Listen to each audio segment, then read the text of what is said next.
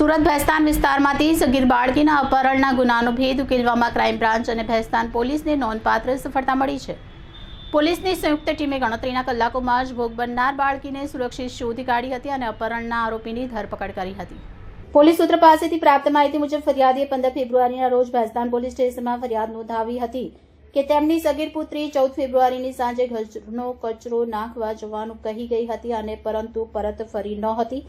તેમને શંકા હતી કે કોઈ અજાણ્યા ઈસમે બાળકીને ફોસલાવી તેનું અપહરણ કર્યું છે.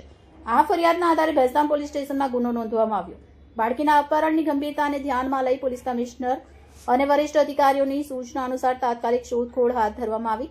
ભેસ્તાન પોલીસ સ્ટેશનના પોલીસ ઇન્સ્પેક્ટર રિયાન ગાબાણીના માર્ગદર્શન હેઠળ સર્વેલન્સ સ્ટાફના પોલીસ પીએસઆઈ એચબી ચૌધરીની ટીમ તેમજ ક્રાઇમ બ્રાન્ચની ટીમ એકત્ર થઈ હતી. ઉપરાંત ઝોન 6 હેઠળના ડિંડોલી સચિન અને સચિન જેડીસી પોલીસ સ્ટેશનની ટીમોને પણ જોડી દેવામાં આવી.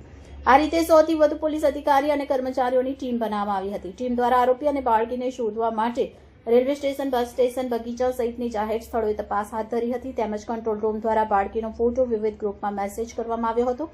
પોલીસ ટીમોએ લગભગ 150 થી 200 જેટલા સીસીટીવી કેમેરાની ફૂટેજ ચકાસી હતી. આ સઘન કામગીરી દરમિયાન પોલીસે ગણતરીના કલાકમાં જ બાળકી અને આરોપીને શોધી કાઢવામાં સફળતા મેળવી હતી. પોલીસે આરોપી મોહમ્મદ મુમતાઝ ઉર્ફે મુમતાઝ શેખની ધરપકડ કરી હતી.